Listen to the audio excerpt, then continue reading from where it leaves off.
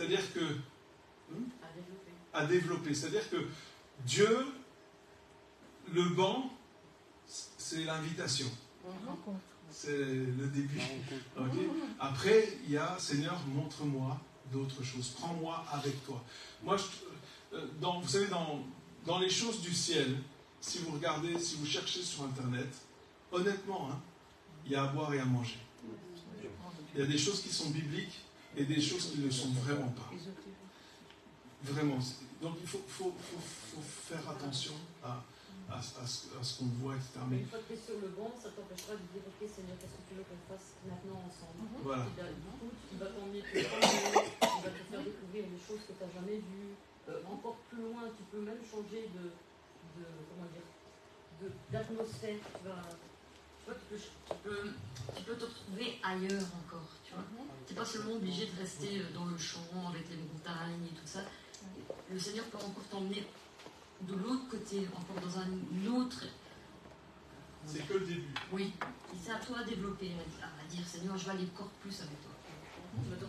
C'est la faim, c'est notre faim et notre désir. David, comme une biche soupire après des courants d'eau, mon âme soupire après toi. C'est de ce soupir, de ce désir que naissent les expériences.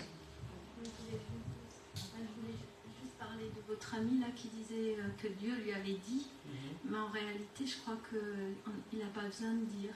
Quand on sent que ça nous concerne pour un projet ou quelque chose, c'est tellement grave qu'on ne peut pas dire. On sent que c'est quelque chose.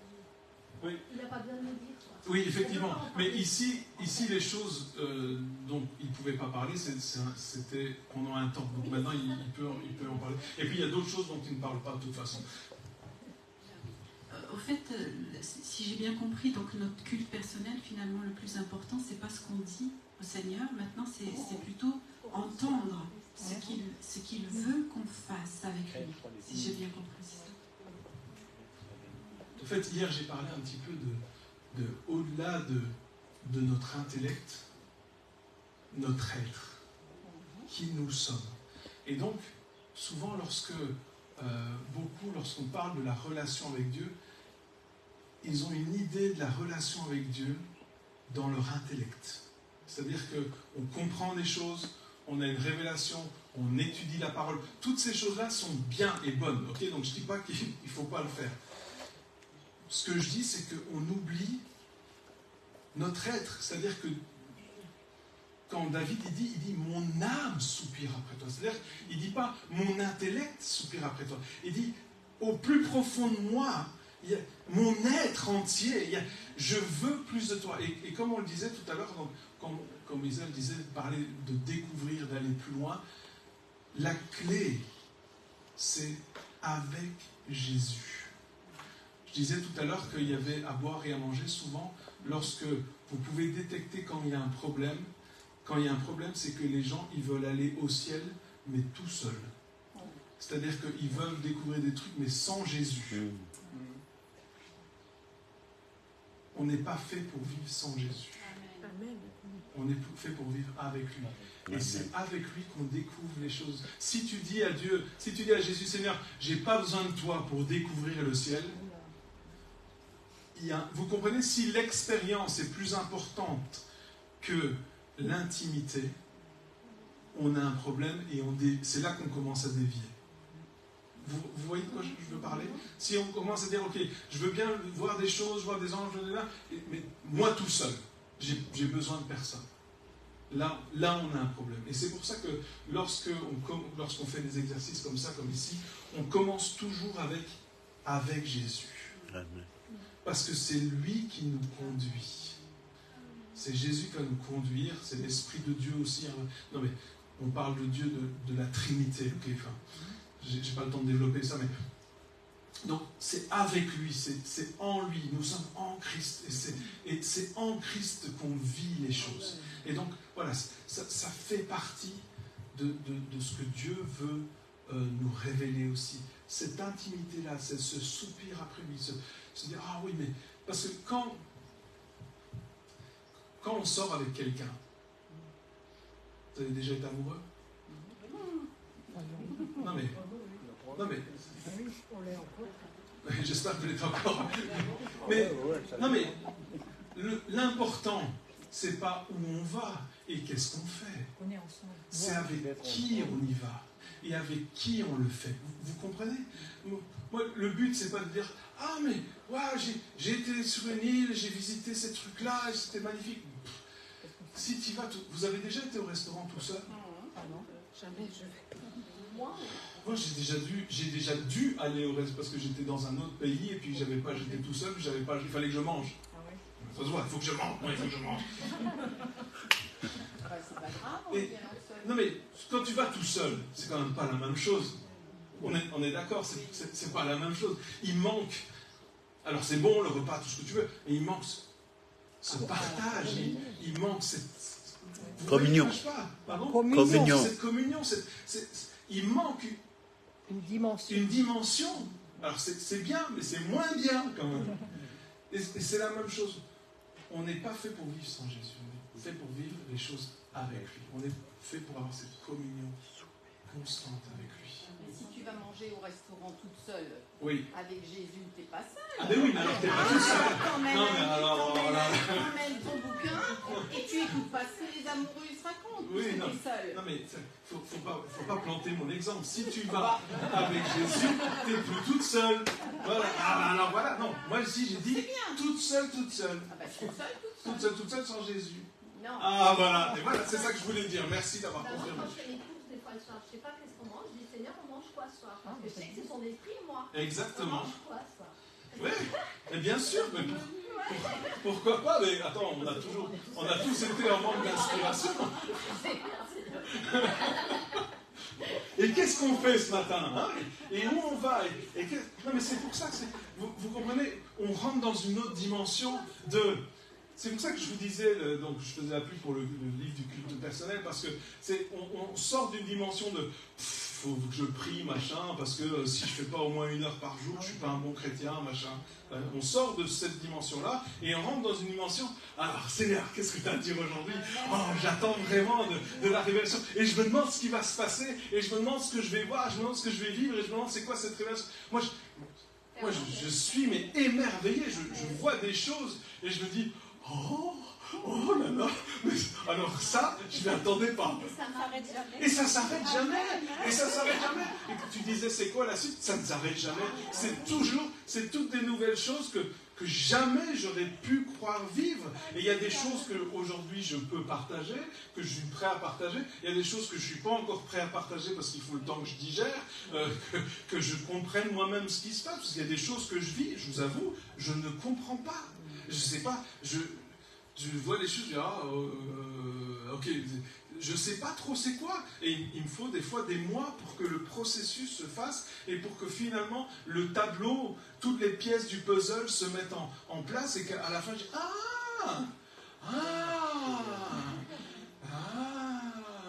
vous voyez de quoi je parle? C'est ça. Et donc voilà, c'est ça. En fait, on commence, le but c'est de dire, ok, je commence, mais je ne vais pas en rester là. Et si j'ai un conseil à vous donner, c'est de dire, imaginons que vous faites cette expérience avec le banc, disons, imaginons donc l'expérience du banc, on va appeler ça comme ça, eh bien faites-la pendant 1 mois, et puis arrêtez de la faire, et demandez à Dieu autre chose. Parce que sinon, l'autre danger, c'est de rentrer dans une espèce de routine, et de vivre sur la révélation d'hier. Et il y a une révélation qui est là, mais il y a des nouvelles choses qui sont pour nous. Donc, faites-le pendant 1 mois, et puis arrêtez de le faire. Et moi je peux vous garantir que si vous le faites pendant 1 mois, dans ce mois, il y a plein de nouvelles choses qui vont, des nouvelles pistes. Et donc, après 1 mois, explorez une nouvelle piste. Explorez quelque chose de nouveau. Et il faut prendre le temps que ça prend. Le but, c'est pas d'aller très vite, le but, c'est d'aller loin. D'accord? Le but, c'est pas de courir le plus rapidement possible, le but, c'est d'achever la course. D'accord? Donc ça, c'est... Est-ce qu'il y a encore une dernière question? Après, on va... Est-ce qu'il y a encore quelqu'un qui a une question? Non? Tu peux redire la dernière phrase?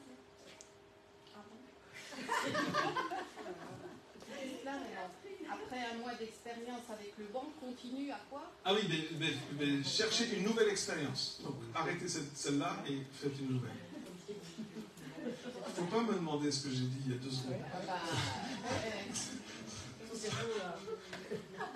Moi, je suis déjà là-bas. Merde. Oh. J'ai un ami avec qui je travaille et il me dit toujours, toi, dès qu'on a fini un truc, t'es plus là. Il dit, t'es à la suite, j'arrive plus à parler avec toi, t'es déjà là-bas. Je suis comme ça. Chacun a son truc. Hein. Donc, oui. finalement, on doit être toujours avec notre carnet dans cette présence. C'est ça. Il y a toujours quelque chose à nous dire. Et exactement. Moi, j'ai une montre et sur ma montre, j'ai un enregistreur. Et j'enregistre. Et sur votre téléphone, vous avez un enregistreur. Ouais, et d'ailleurs, maintenant, il fait même, quand tu parles, il écrit le truc, il est gentil. Alors, il n'écrit pas toujours ce que tu dis. Oui, Serge.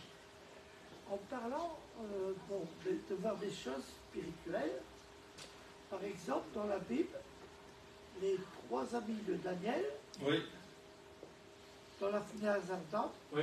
Nabuchodonosor a vu un homme de plus. Oui. C'était Jésus. Oui, il y avait quelqu'un en plus qui était là, mais il n'y a pas que eux qui les ont vus, hein, les autres aussi. Ok. Excuse-moi. Hein. Non, mais t'excuses pas. Serge, quand il parle, il s'excuse toujours. Il ne faut pas s'excuser, Serge. Merci, Serge. Ok. On va passer à la suite, d'accord? Donc, j'aimerais que... Donc, on a vu pas prier, comment être avec Jésus. Maintenant, on va aller un petit peu plus loin et on va parler d'amener le ciel sur la terre, ok? Ça va? Ça vous va? Alors, encore une fois, ce que je vous dis là, ce que je vous donne, c'est des pistes. Je ne prétends pas tout connaître. Je ne prétends pas que c'est les seules méthodes. Je ne prétends pas avoir la révélation complète. Je vous enseigne juste là, humblement, là où j'en suis avec Dieu, pour pouvoir vous aider à avancer avec lui. C'est tout. Mais j'aimerais qu'on prenne Matthieu chapitre 16, versets 15 à 20. Là, je suis dans la seconde 21, mais je ne sais pas si tu as d'autres... Non, je pense pas. Ok. Et là, durant le temps où je préparais ce séminaire, il y a vraiment... Dieu m'a parlé par rapport à ça. Et c'est Jésus qui parle à ses disciples et dit, d'après vous, hein, il dit aux disciples, d'après vous, qui dites-vous que je suis? Donc au verset 15. Et qui suis-je? Et Simon Pierre lui répond, tu es le Messie, le Fils du Dieu vivant. On connaît hein, cette phrase. Et Jésus reprend la parole et puis il lui dit, tu es heureux, Simon, fils de Jonas, car ce n'est pas une pensée humaine qui t'a révélé cela, mais c'est mon Père céleste. Et une autre version, c'est mon Père céleste qui te l'a révélé surnaturellement. D'accord? Donc, et moi, je te dis que tu es Pierre, et sur ce rocher, ou quand il dit sur ce rocher, il ne parle pas de Pierre. Quand il dit tu es Pierre, sur ce rocher, je bâtirai mon église, il n'est pas en train de parler de Pierre. Quand il dit sur ce rocher, il est dit, au fait, ce qu'il veut dire, c'est sur la révélation que tu viens de recevoir. La révélation que tu es le Christ, hein, le Fils de Dieu vivant. Donc, sur cette révélation, je construirai mon église.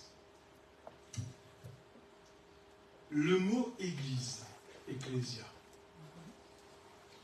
Alors nous, quand on parle du mot église, on dit oh c'est beau, le corps de Christ, et c'est vrai, tout ça c'est vrai. Mais le mot église dans ce texte-là, c'est la signification de ecclésia. Est-ce que vous connaissez la signification? Ça veut dire, ça je trouve ça extraordinaire, vous allez comprendre pourquoi après, ça veut dire assemblée législative.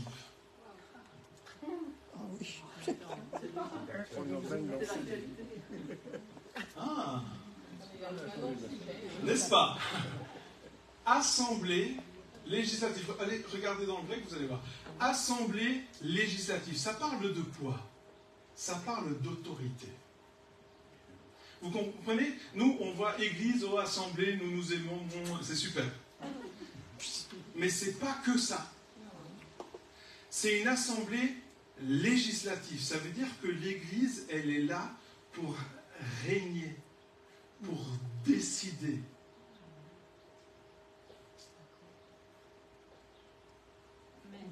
C'est pas fini.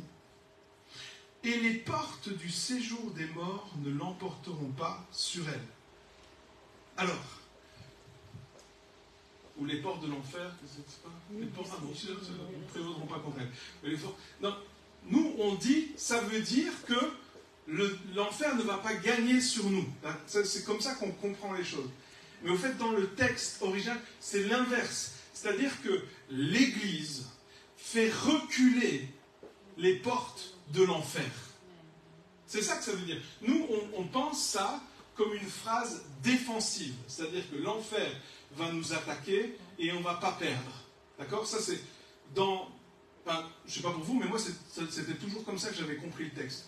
Les portes de l'enfer ne prévaudront pas contre elles. Ça veut dire ils vont nous attaquer, mais on va résister. Mais ce n'est pas ça que ça veut dire. Ce que ça veut dire, c'est qu'on fait reculer. C'est offensif, ce n'est pas défensif. Ah. C'est intéressant, non? On continue? Et je te donnerai, ça j'aime bien, je ne vais pas développer, mais les clés du royaume des cieux. Ça, voilà, ça c'est cadeau. C'est pas là. Enfin, peu importe. Ce que tu liras sur la terre, qu'est-ce qu'il dit ici?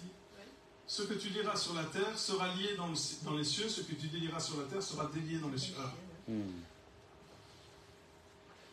ce que tu liras, nous on pense toujours à lier, délier, machin. Au fait, c'est ce que tu interdiras. C'est plus la même chose. Sur la terre, là il dit sera lié dans le ciel, mais c'est pas la bonne traduction. C'est aura été lié dans le ciel. Vous voyez la différence? Ce que tu interdiras sur la terre aura déjà été interdit dans le ciel. Et c'est parce que ça a été interdit dans le ciel que tu vas l'interdire sur la terre. Ah.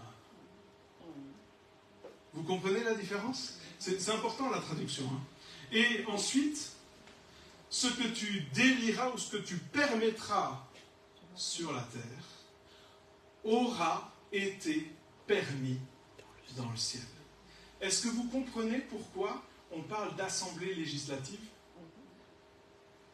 Parce que l'Église, cette assemblée que nous formons,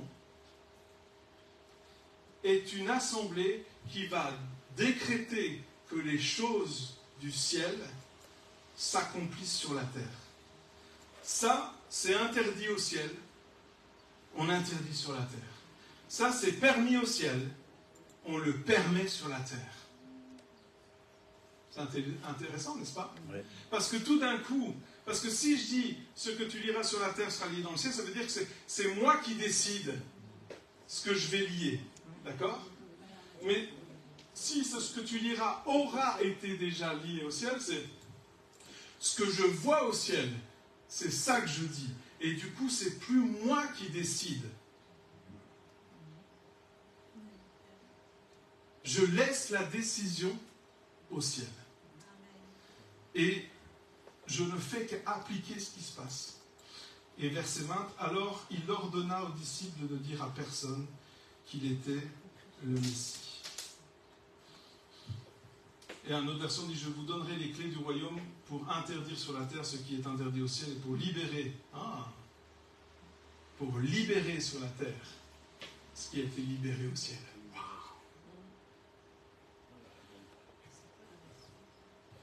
La version, alors il y a plusieurs versions que je prends.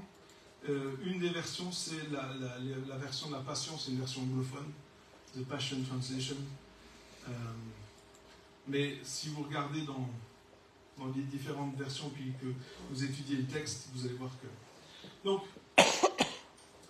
la prière victorieuse, c'est une prière dont l'autorité vient directement du ciel.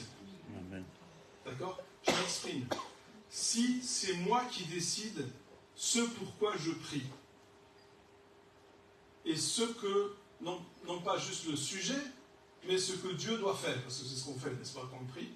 Vous n'avez jamais fait ça, mais on choisit le sujet, on choisit ce que Dieu doit faire, et on décide comment il doit le faire, et les temps dans lesquels il doit le faire. On lui donne aussi un timing. Le délai, merci. N'est-ce pas? Qu'est-ce qui se passe quand on prie comme ça? On a un doute. Pourquoi? Parce qu'on n'est pas sûr de notre prière. Comment vous voulez être sûr? C'est vous qui avez tout décidé. Comment vous voulez savoir si c'est la volonté de Dieu? C'est vous qui avez tout décidé. Mais si j'apprends à aller au ciel, et quand tu disais c'est quoi la suite, c'est ça, c'est que j'apprends à aller au ciel, et plus j'apprends, plus je vais aller voir ce qui se passe. Je vous donne un exemple. Hier, je vous ai parlé de l'AVC. Ça, c'était une chose. Alors, cette année, il nous arrivait autre chose. Isabelle devait se faire opérer suite à... c'était une simple opération qui devait durer 40 minutes. Et après 1 heure, les docteurs viennent me voir.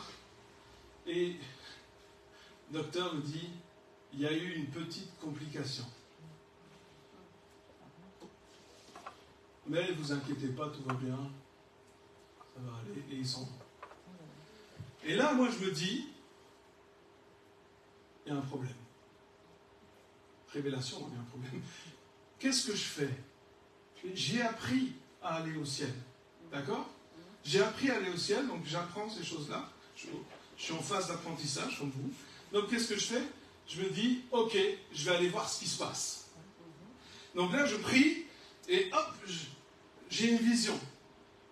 Et alors que j'ai cette vision, qu'est-ce que je vois? Je vois Isaac qui est là, et je vous le donne en mille, en train de danser. Apparemment, à chaque fois, elle est en train de danser. Et c'est pas quelque chose que j'apprécie. Non, Isaac ne danse pas habituellement. Et là, elle est en train de danser, et je vois un ravin.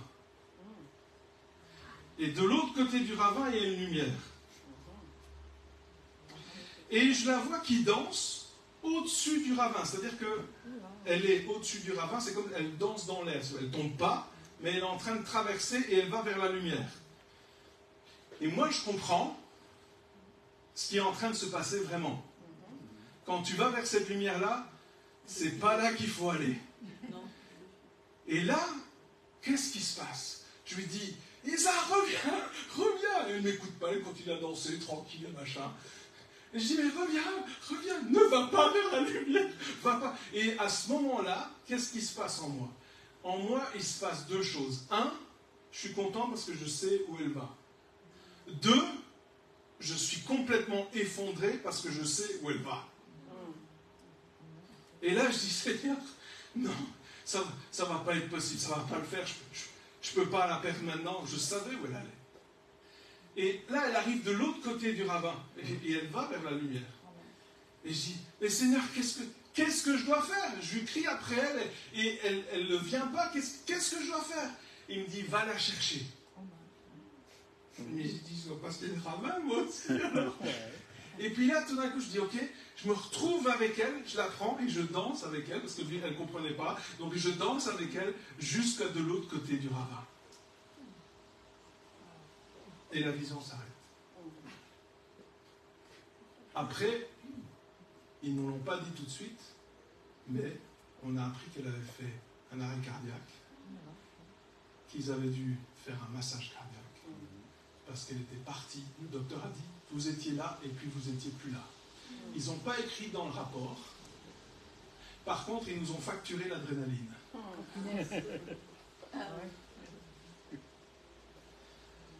Et je sais ce qui s'est passé à ce moment-là. Vous comprenez? Pourquoi? qu'est-ce qui s'est passé? J'ai vu ce qui se passe. Il y avait quelque chose de naturel, mais je me dis, il y a quelque chose de spirituel qui est là. Et il faut que j'aille voir ce qui se passe. Encore une fois, je vous raconte qu'une fraction de l'histoire, mais c'est pour vous faire comprendre que nous sommes appelés à voir les choses célestes. Je n'ose imaginer ce qui se serait passé si je n'avais pas fait ça. Je ne sais pas si elle sera encore là aujourd'hui. Mais elle est là. Et je suis bien content. Je suis bien content.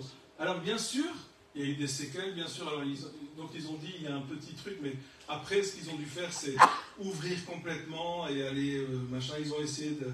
Enfin, il y a eu plein de choses qui se sont passées. Et puis finalement, c'était pire après l'opération qu'avant.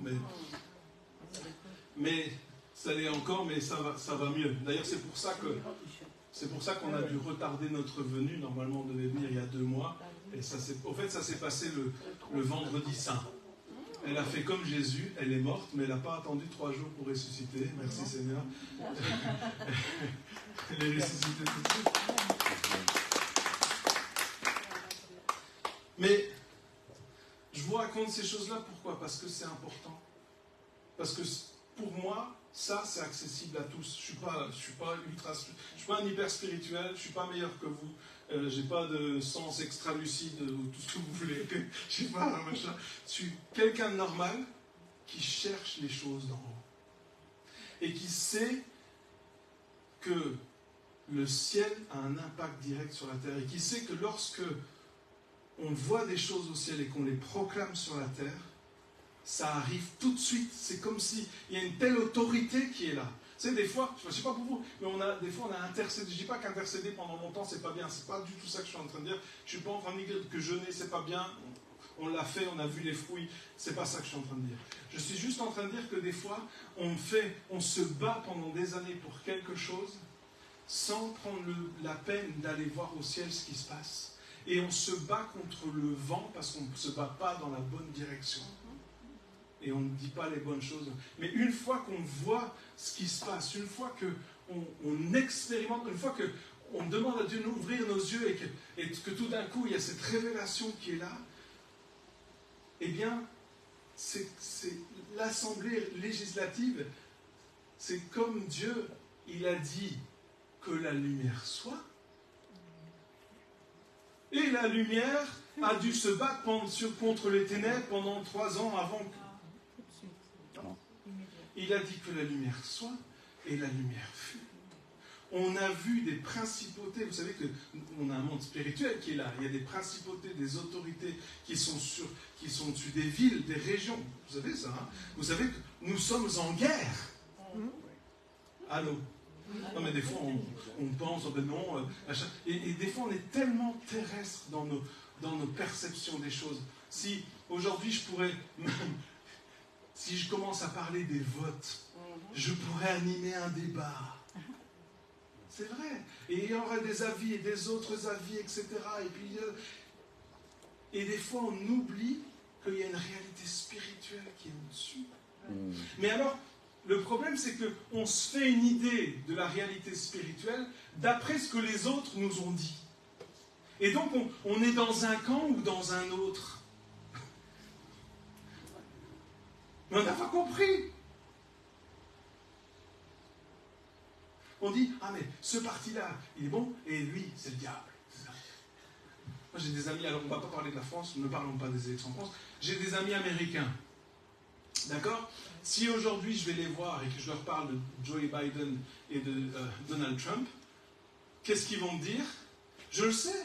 Il y a des amis qui vont me dire, ah mais Trump c'est de Dieu et Biden c'est du diable. Et je vais aller voir d'autres amis chrétiens, tous les mêmes. Ils vont dire exactement l'inverse. Et là, je ne peux faire que me dire, qu'est-ce qui se passe derrière tout ça?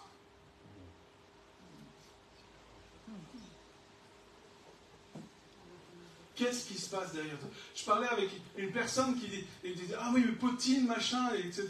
Et je parlais avec un ami, et je dis, et Poutine, spirituellement, je parlais spirituellement, pas oubliant toutes les histoires, des infos, etc., spirituellement. J'ai dit, qu'est-ce qui se passe? Il me dit, tu sais, Dieu m'a emmené en esprit voir Poutine. J'ai dit, ah. Et qu'est-ce qui s'est passé? Il me dit, cet homme, il a vraiment besoin qu'on prie pour lui, qu'on le soutienne dans la prière, parce qu'il a besoin d'être touché par Dieu, etc. Mais nous, qu'est-ce qu'on fait? On regarde, on lit les trucs, et puis on dit, Poutine, c'est le diable. Il faut... Mais on ne sait pas. Vous comprenez ce que je veux dire? Pour que... Je parle de politique parce que je sais qu'il y en a beaucoup qui disent « Ah !» Je le regrette déjà. Mais ce que je veux dire, c'est que la prière, pour être efficace, il faut qu'on apprenne à se détacher de notre point de vue humain, de tout ce que tu as entendu, de tout ce que tu as lu, de tout ce qu'on t'a dit, de toutes les révélations, de tout ça. Détache-toi de ces choses-là. Et cherche ce qui se passe au ciel. Et tu verras que bien souvent, c'est très différent. Et que l'attitude de Dieu par rapport à ça, et les choses qu'il va te demander de prier et de déclarer, sont bien différentes des choses que toi, tu aurais envie de prier et de déclarer. Mes pensées ne sont pas vos pensées. Mes voix ne sont pas vos voix. Donc ça veut dire quoi? Ça veut dire que quand je prie, je dois savoir que je ne sais pas comment prier. Vous ne croyez pas?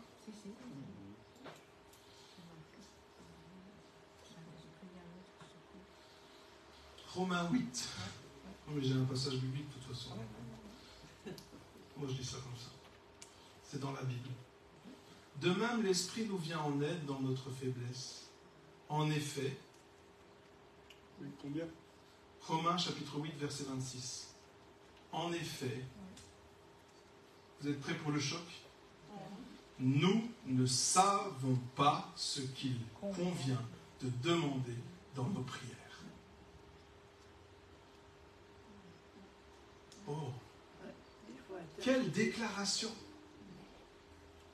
Quelqu'un qui dit et qui reconnaît, au lieu de faire ton malin avec la meilleure des prières du monde,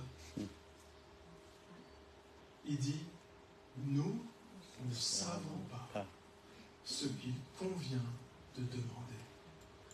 Première chose, je confesse que je ne sais pas. Parce que c'est ce que je vous disais, on a un avis sur tout. C'est très bien. Je ne dis pas que vous ne devez pas avoir d'avis, c'est extraordinaire. Bravo, c'est super. Dieu vous a donné un cerveau, vous l'utilisez, magnifique, super. Bravo à vous. Mais ce qui compte, ce n'est pas votre avis. Dieu ne va pas faire les choses selon ce que vous avez décidé. Ça va, vous m'aimez encore? Oui. Merci. Non, mais je sais souvent, lorsque les gens ils parlent de prière, lorsqu'on enseigne, j'ai entendu des enseignements où c'est plutôt, on essaye de convaincre Dieu et puis on lui fait changer d'avis pour qu'il soit d'accord avec nous. Mais c'est pas ça la réalité. Nous ne savons pas ce qu'il convient de demander dans nos prières. Nous ne le savons pas. Nous le confessons, ce qu'il convient de demander. Mais l'Esprit lui-même,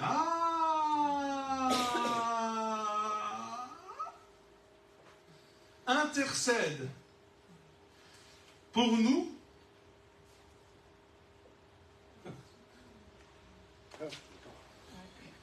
L'Esprit lui-même intercède. C'est pas pour, en fait. C'est par. L'Esprit intercède par nous, au travers de nous, par des soupirs que les mots ne peuvent exprimer. Mais qu'est-ce que c'est que ce truc? Vous avez déjà prié en langue? Oui. On va faire un exercice après. Ne vous inquiétez pas. Il y a le prier en langue classique. D'accord? Qu'on maîtrise chacun, ou pas. Mais vous savez, le parler en langue, pour ceux qui, peut-être qu'il y en a qui ne l'ont pas encore, c'est vraiment la seule chose où il n'y a rien à faire. Tu demandes, tu l'as. Et si tu demandes quelque chose et que tu le reçois, et que tu crois que tu le reçois, qu'est-ce qu'il faut dire? Merci. Voilà. Donc tu remercies. Il y a une dame dans notre église qui avait demandé de parler en langue pendant 15 ans. Elle me voit après, elle me dit « Oh, mais j'ai toujours pas parlé en langue, je ne comprends pas, Dieu ne me le donne pas, etc. » Je dis « Tu as demandé de parler en langue ?»« Ben oui, bien sûr que j'ai demandé, c'est fâché là. » Je dis « Et tu crois que quand tu demandes, Dieu te donne ?»« Mais bien sûr que je crois, évidemment, j'ai la foi. » Ok.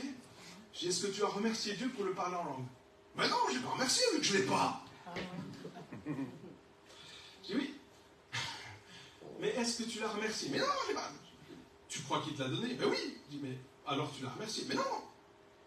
Je dis, écoute, fais-moi plaisir, je sais que tu ne crois pas, mais remercie Dieu pour le parler en langue. Tu sais, les membres d'église, ils sont prompts à faire ce qu'on leur demande. Il dit, bon, d'accord, toi le jeune pasteur, je vais faire quand même. Je la revois le dimanche d'après, toute contente. Ça y est, je parle en langue.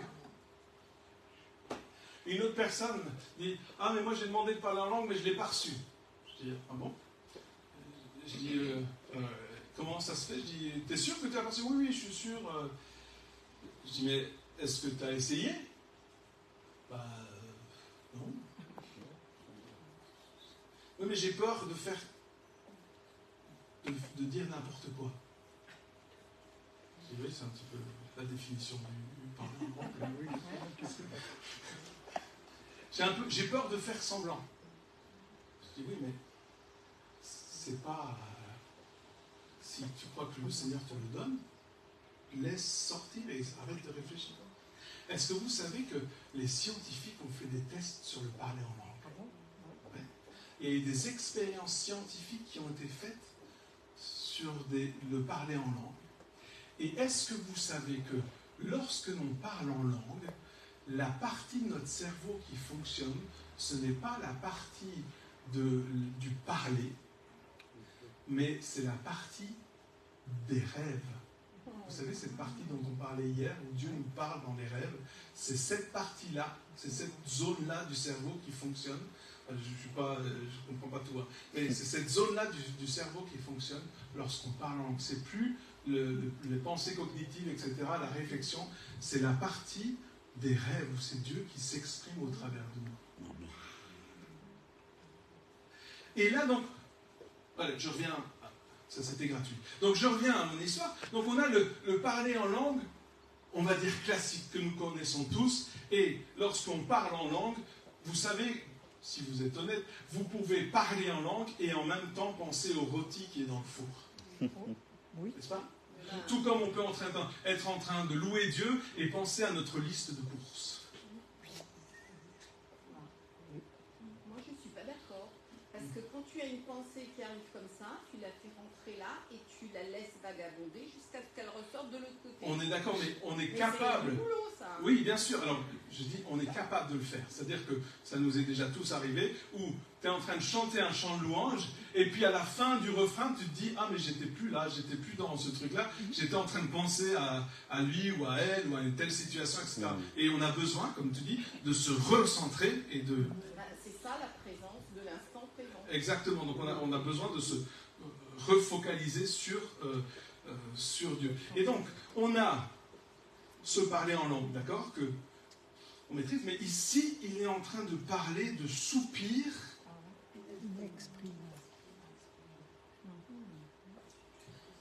Alors, qui ici a déjà vécu ça? C'est-à-dire, vous êtes en train de parler en langue, et puis, tout d'un coup, alors que vous parlez en langue, vous sentez que, au début, c'était comme vous qui parliez en langue, mais que tout d'un coup, c'est plus vous qui avez le contrôle, mais c'est comme si l'esprit s'exprime au travers de vous, et c'est plus fort, c'est plus profond, et vous commencez à peut-être prendre autorité, ou peut-être que ça devient un peu différent, ou vous parlez en langue comme vous n'avez jamais parlé en langue avant, ou vous commencez à chanter en langue. Il y en a qui voient de quoi je parle? Oui. C'est l'exercice qu'on va faire après. Ok. Mais non, mais c'est important, parce que l'Esprit intercède au travers de nous par des soupirs. Ça veut dire que lorsque on parle en langue, c'est comme on se connecte. Ok? Le Saint-Esprit, on se connecte. Et puis après, le Saint-Esprit, il prend le contrôle et puis il fait au travers de nous. Il y a une autre version qui dit, je vais vous lire, de la même manière, le Saint-Esprit s'empare de nous dans notre fragilité humaine, pour nous donner de la force dans notre faiblesse. Par exemple, parfois, nous ne savons même pas comment prier, ou nous ne savons pas ce qu'il y a de mieux à demander. Mais le Saint-Esprit se lève en nous, et là, le mot qui est utilisé, qui intercéder, au fait, le mot utilisé dans l'araméen, je pense, c'est pour super intercéder. Moi, je trouve ça trop cool. Ils avaient déjà des super-héros. Donc, pour super intercéder en notre nom, en suppliant Dieu avec des soupirs émotionnels, où il parle de... Le mot dans le grec, c'est des gémissements. Soupir inexprimable, c'est des gémissements trop profonds pour les mots. Wow, c'est extraordinaire. Et imaginez que vous priez comme ça, et vous commencez à parler en langue, et puis le Saint-Esprit, il prend possession de vous, et puis possession de vous.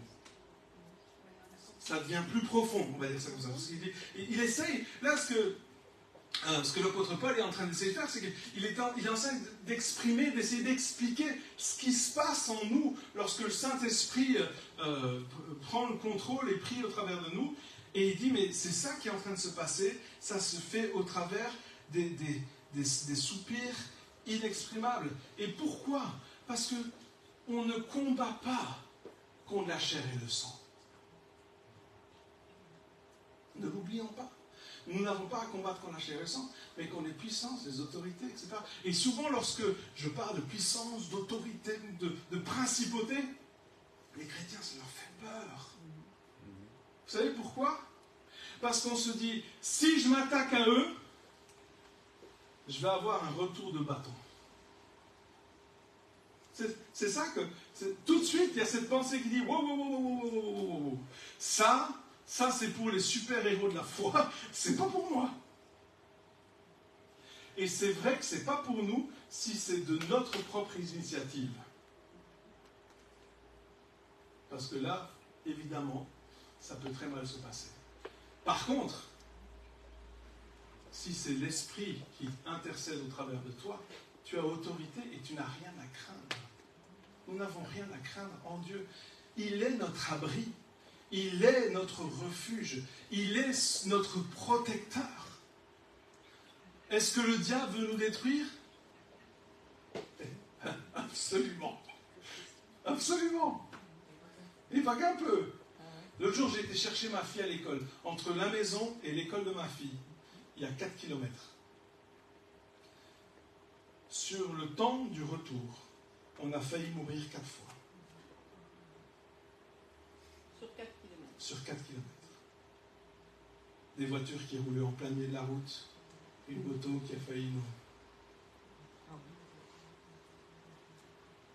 Pourquoi? Le diable ne veut pas que nous vivions. C'est pas plus compliqué que ça. Il y a une voiture qui est arrivée, non, c'était plus que 4 km, c'était pas juste le... J'ai fait un autre trajet avec elle en plus, donc c'était plus que 4 km. Mais il y a une voiture qui est arrivée, on s'est mis dans une file et une voiture est arrivée derrière nous à 80-90 km/h. Elle a pilé, elle n'était pas là, puis tout d'un coup à 90 alors que c'était un embouteillage. Sans raison. Enfin, est-ce que on est en danger de morceau? Oui, je pense, oui. Mais est-ce qu'on est toujours là? Absolument. Absolument. Il dit, mais si tu n'arrêtes pas, je vais te combattre. Ben oui, mais vas-y, fais-toi plaisir de toute façon. De toute façon, si je m'arrête, tu as gagné. Si tu ne fais pas ce que Dieu veut, le diable, il a gagné. N'est-ce pas? Notre but dans la vie, c'est de faire la volonté de Dieu. On a un but dans la vie. Et Dieu, il a des choses prévues pour nous. Et donc, c'est important d'intercéder, de parler en langue, et puis, on arrive au super expérience, ok? Alors, on ne s'arrête pas là. pour ça que je vous explique un petit peu ce qui va se passer après. C'est que lorsque c'est comme ça, moi j'ai remarqué en tout cas, que quand je parle en langue, alors j'essaie d'expliquer comment moi je le vis, alors on n'est pas tous les mêmes, d'accord? Je veux juste, peut-être que ça peut aider certains. Mais lorsque je parle en langue, il y a plusieurs phases, c'est-à-dire qu'il y a la première phase où on s'y met, d'accord? Et surtout quand on débute, cette phase de on s'y met, elle est bien, tu commences à parler en langue, et après à peu près 30 secondes, tu te dis, ça fait 1 heure que je parle en langue. Non? Et le temps, ça devient une éternité. Après 5 minutes, tu te dis, là, j'en peux plus, il faut que j'arrête. Quand tu persévères et que tu franchis, vous vous souvenez, hier on a parlé d'un mur, c'est le même. Quand tu franchis ce mur, tout d'un coup, il y a un déclic qui se fait. Et tu sens que dans l'atmosphère, il y a quelque chose qui a changé, et tout d'un coup, ce n'est plus difficile de persévérer, de parler en langue. C'est la même chose que dans la prière, c'est la même chose que dans la lecture de la Bible, c'est la même chose. Il y a ce moment où on commence à le faire, ça va, après on se dit, j'ai pas envie, ou quand tu lis ta Bible, tout d'un coup, tu as envie de dormir, les Éphésiens sont fatigués. Pas vous. Ou quand tu pries, tu parles en langue, il ne faut pas parler en langue couchée. En tout cas, moi, si je ne sais pas m'endormir, je parle en langue. Ah ouais, c'est vrai que t'as... Si je parle en langue couchée, je sais très bien ce qui va se passer. Je vais avoir des rêves et des visions. Et des soupirs inexprimables.